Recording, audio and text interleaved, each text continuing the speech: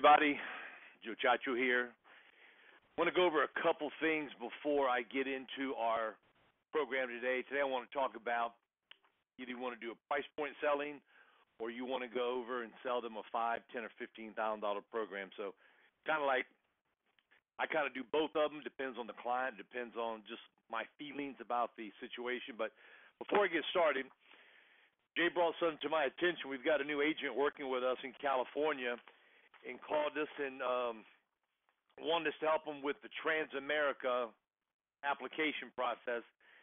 And when I looked at it, nobody was informed. I wasn't informed. Nobody called us and told us anything. That on their Social Security benefit form, the paper that is on the application for people to fill out who are on Social Security or underage disability, who get paid on the first, third, or the second, third, fourth Wednesday, what they've done is that they've actually changed it around for privacy for the clients we're dealing with. So on the bottom of the page where we use to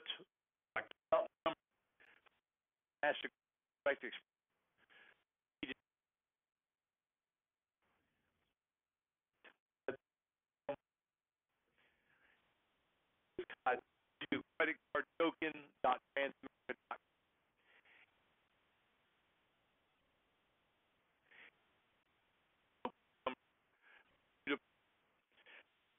In the credit card number here, you're going to put in the token number there. That's going to provide them more privacy. So if it gets lost or something happens, they've got more privacy. So that's number two. Got a lot of agents that are working with us, and when you guys come and you say, "I've got a difficult case, I'm not really sure where to put it at," on the box, I would like you guys to fill this form out so when you're speaking with me, kind of like we're all sitting in the doctor's office with the client. I want a term. I want some information on term policy. Not exactly sure where to put the client at. I can this birth, not their age, because some have it, and some companies have where it is near his birthday, which means if you're going to turn a higher age in the next 6 months, you got to charge them instead of 56 today. Got to charge them age 57. So the only way for me to kind of quote for you to get back to your client, correct,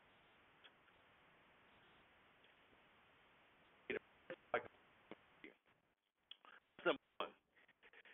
Number two, when you send over the list, you need to write down the medications, when they started the medications, and what the medications were for. So I need for you to do a little work. Go to MD, wherever you want. There's a medication that pops up. Write it down, look it up, and here's the beauty about it. You're expediting it to where I can get you an answer much quicker. And secondly, you're learning with the medication on the ground, and you're dealing with people area that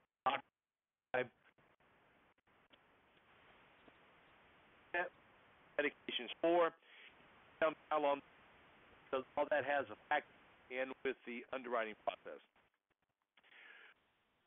Term product, you need to find out about family members.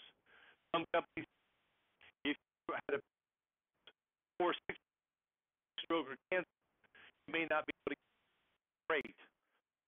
Have it at 65. Some companies don't have it. The parent side is 9 SY. Accident. Okay? If that's not going to affect you. Yet if it's cancer, heart attack, or stroke, depending on the carrier, it could affect the premium that you're going to offer the client. When you let me know about a client that's I need to know. You need to know what application to go with. Are they on not the bill?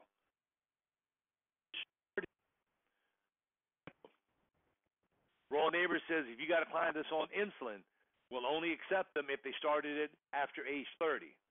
So what that means is that if you got a client that you want to write them with Royal Neighbors and they started insulin or they were diagnosed or they were on the pill prior to age, excuse me, I was going too fast.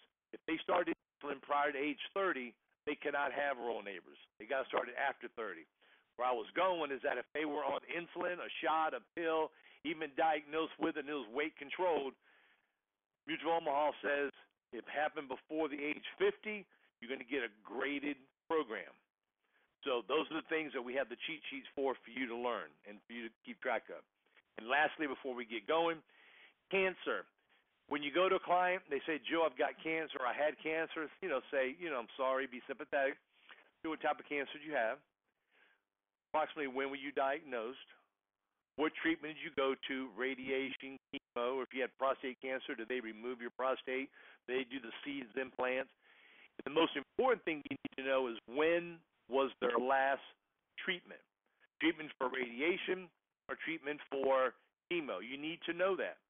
Some carriers have a 2-year look back, not from the date of being diagnosed, it's the date that they had their last treatment. 2 years, most. Some carriers are 3, some carriers are 4, some carriers are 5. So you need to know that information there. When they say they had cancer, some patients are given a maintenance med. You need to find out how long they've been on the maintenance med for. Then from there, you need to go to a little cheat sheet that tells you what carriers accept it and what carriers don't. So just remember the little things we talked about. Date of birth when you call in. Meds, give me the reason, give me when they started it, and give me what they're used for. Some meds have got a dual purpose, so if they do, tell me the one out of the 2 that is for. Okay, let's kind of switch gears. Agent called me on Monday. He said, Joe, I've worked for some other people before, and they tell me to do things this way, this way, this way. So the way I like to have these calls is not to say this is the only way to do things. I'm going to give you some options for you to do, to tweak what you do, add to what you do, or kind of just change what you're doing because what we're going over could be better. Everybody learns in a different way. Everybody's got different teachers that teach them these things here. So when I go to a house, I like to assess the situation. I like to get a feel for who I'm speaking with. And that kind of decides if I'm going to do an actual dollar approach, or is it going to be I'm going to try to offer them 10,000, 12,000, 15,000. Now, whichever program I decide to go with, whatever avenue, selling, not selling, I tell the client 5 options. Here's my reason. When you give them 5 options, what you're doing is you're giving them more options to pick from. I like sticker shocking them on top. And then the prices that I show them in between are closer together so they can go from 10 to a 12 or 12 to 13 or 13 to 15, okay? Now, I'm going to show you here that, and then we're going to kind of go into the price point selling. When you look at this here, you got a client that's a 65 male non-smoker. 5610 will be their actual rate for $10,000. I like to keep the bottom one that I show them at $56. Now, if this is a 57-year-old and 10,000 is only 42, what I'm going to do is say, you know something, you're a young man, you're a young lady, you're going to be living a whole lot longer, so 10,000 will be good for you today, yet when something happens to you 5 years, 20, 30 years, it's not going to be enough. So what I decided to do, I'm going to start them off maybe at 15,000, okay, if they're a younger age. So we're looking here, if you do the 3 points here, 56 to 83 to 109, which you can see this here, you got a $29 and a $22 difference gap in between these here. Anything wrong with that? No. I prefer to offer them the closer ones, a 10, a 12, a 13, a 15, a little sticker shock on 10,000. I've even gone even higher because when you look at this, the 56 looks like a deal. But the difference between these, here they're 27 and 22. A difference of $9, 11, 14. Then I got the same 26 here. So when you look at this form here, we've got them in the back office. The different ones, so we'll change them. So if you want to go down to 5, if you want to go up to 50 or 100, your choice. Brian left it where you go there and kind of manipulate it to what you want and print out. But this, I like to do it here. I believe.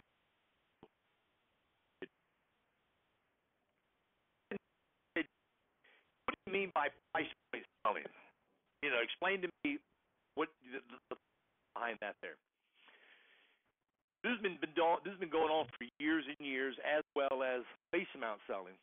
And what you're going to do, you're going to get somewhat of an idea of what the person wants to spend. Now, it's not what they can spend, it's what they want to spend. People want to do everything they can to keep their money in their pocket. So our job is to kind of help them release those funds to us to cover their families.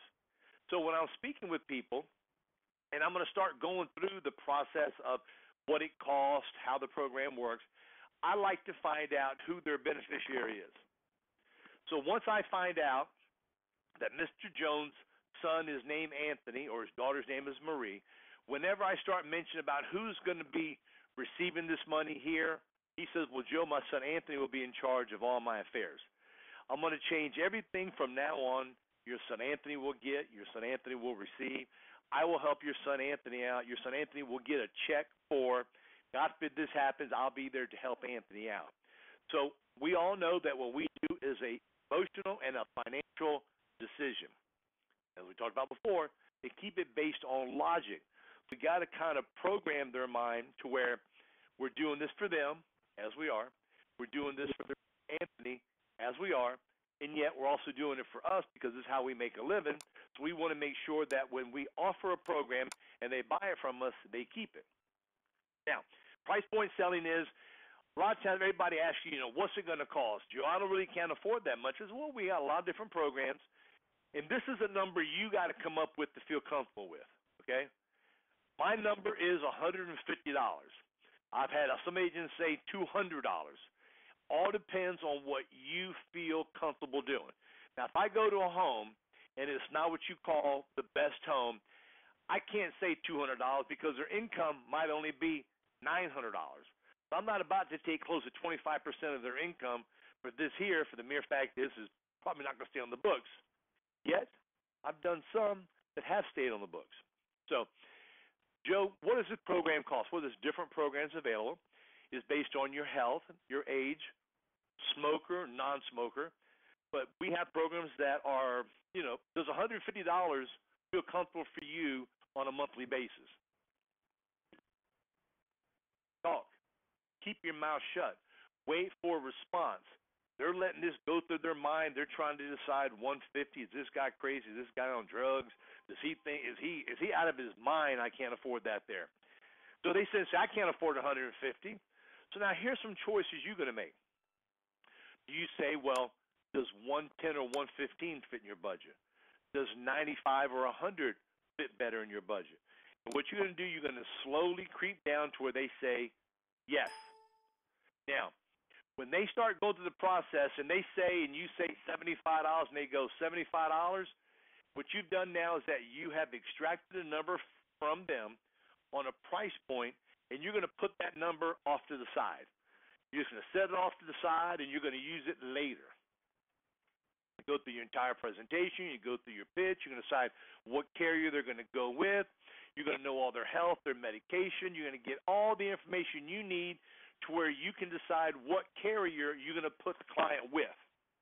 Once you decide you're going to put the client with company A, you're going to say, okay, now I need to give them some different ideas on what it's going to cost. So what you're going to do is that when you go and show them paper like this one here, what you're going to do is that you're going to make sure that the lowest one you show is $75. So in this example here, 15,000 is 83, 14,000 may be $76, $75. So I would start that client off at 14,000 at 75. Or if you really want to be a little aggressive and you want to push the envelope, which we do sometimes, you start off with a 15,000 at 83. Okay? Then you keep showing a 15, a 17, an 18, a 20, and even do one for 30. Because what's happened is they've already shared with you, comfortable with 75. Let them see that one's there. You show something for $175, and they look at you as if you're nuts. What do you say? I tell them a couple things. I tell them what my job is to do is to give you all the information on how these programs work. My job also consists of finding out what you can afford, yet showing you the programs that are available to you. And the reason I show you these higher ones is because a lot of people feel these programs cost a whole lot more than what they really do. And when they see that the insurance rates have come down for our final expense programs, what a lot of people do is that they take advantage of it because they're at a younger age, the health is perfect, nothing's wrong with them, and what they do is that they sometimes pick one that is higher than what they stated earlier, okay? Or my job is to show you all available, out the one you feel comfortable with. What you do on price selling, you want to keep the lowest price right around the number that they told you that they felt comfortable with. Option number one. Option number two is when you are selling a face amount. You can say, ma'am, an average funeral in this area costs $10,000 to $12,000. You're only 62 years old. Your sister lived to be 86. Your mother lived to be 92. Your father lived to be 103. Whatever the numbers are, you want to build longevity that they're going to live a long time, because based on age 62, $10,000 in some areas is enough, some areas is not enough. So if you were to pass away next week, $10,000 would be enough, but yet you're in good health, there's nothing wrong with you. My suggestion is to maybe get something a little bit higher. This is what my mind is thinking.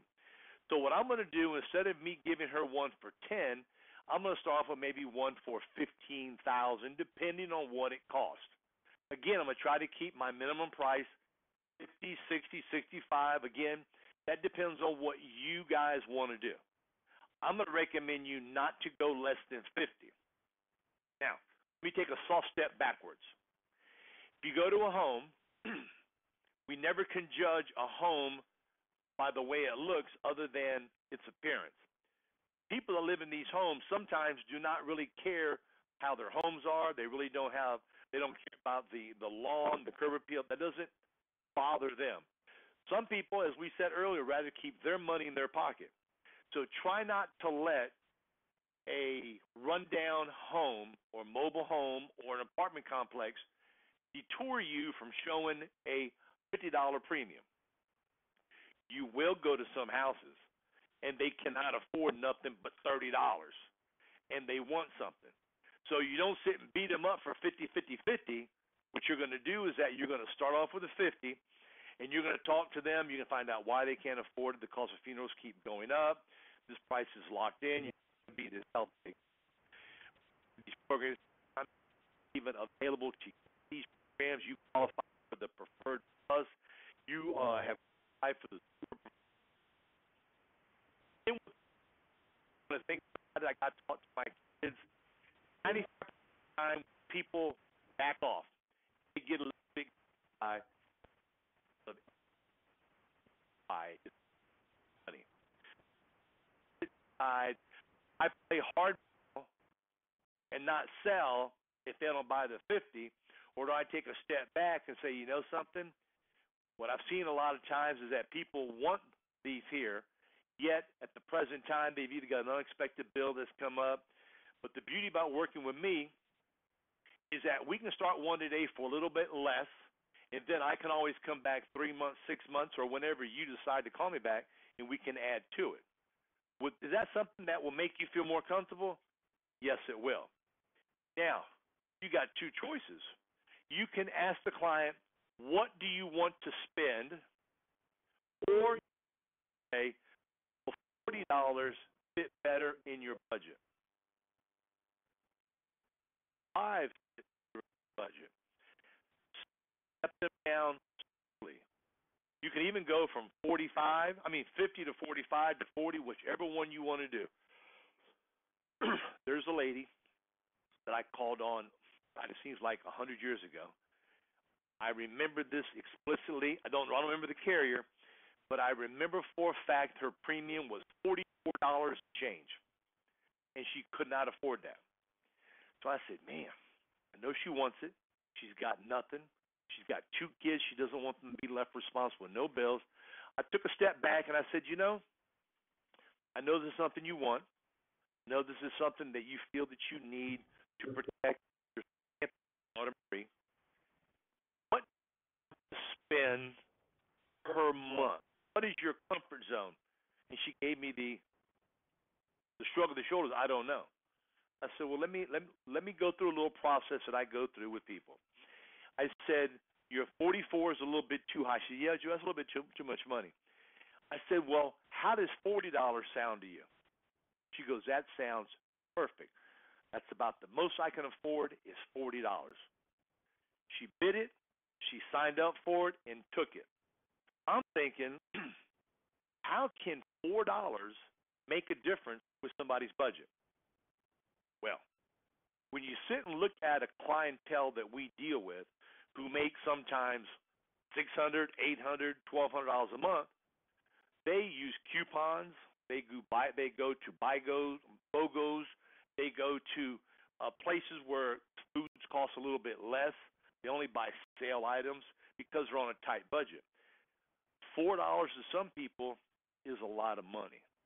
So what we've got to sit and process is that we got to bring ourselves down from where we are, with the standard of living we have, with the money that we make, to try to be level with them and try to get on their same wavelength, okay? Now, if I would have allowed her to pick a number she wanted, she may have said $25. She may have said $20. Because in the beginning I told you, it's not what they know they need it and they know they want it, yet we've got to find a way to make them feel comfortable to give it to us. But then to give us their information, give us their checking account information. Go slow. So when you do price point selling, find out the number that they want. Start off with a number you feel comfortable, 150, 175, 200. Those numbers are too high for you, start lower. And then from there, you're going to eventually get the confidence to start asking for higher numbers. Remember, if you're doing price point selling or you're selling face amount, try to keep the lowest number no less than 50. I know some agents that keep theirs at 60. I know some that keep it at 65. So it just depends on what your style is, on what you want to do. I was taught to do 3 programs. Now I like doing 5 because I feel that if I give people more choices that are closer together, they may go from the 10 to the 12 to the 13 into the 15. So I'm giving them a 10, 13, 14, and 15. I'm giving them 4 choices compared to 2, which is a 10 and 15. I think that by doing it that way there, I think it allows them to go up one stage, because certain times to go up $27 for some people, going from a 10 to a 15 is a lot. Yet if they go from a 10 to 12 and it's only $9 difference, okay, they'll sit and say, I think I can afford that $9. Spoke to a lady Monday, a client of mine who moved out of town, called me up and said, Joe, I've got a $3,000 policy with you from Royal Neighbors. So I sold that to her probably 10 years ago. She says, Joe, I want to add to what I have, and I feel I need to get some more. So I said, okay. I said, how's your health? She says, well, it's doing good, but I had a heart issue. I was in the hospital for 1 month, November of 2018. Okay. I said, so that's been like, 6 months ago, 4 months ago, right? She goes, yes. So the only program I could offer her was a guaranteed issue. I said, okay. So she is 72 years old. We We spoke on the phone for 15, 20 minutes before I even got into any pricing with her. And I said, right now, her premiums were $15.15 a month for $3,000. She felt comfortable paying that. I told her, never get rid of it. You're never going to get anything that inexpensive ever again because you bought it when you were younger. Well, we're going to go over today. We're going to lock it in just like we locked in the 15 to where it never goes up and it stays the same. What I'm doing is that I'm telling her what she has before. I'm going to give her the same thing to somebody else with the same exact way. So what can I get? So I brought up my little FE cost calculator, and I brought it up. I started figuring the numbers out. I went to a guaranteed issue, and I looked at it, and the minimum she could get was $5,000 on the guaranteed issue company I picked. And she says, I got a cost, Joe. I said, well, it costs you 48 and change a month. She says, I can afford that. You qualify for it. Not have any smaller for you. That's something you need to want. You called me. I'm giving you the information you want. So I said to myself, I told her, lock in at this price, like $1.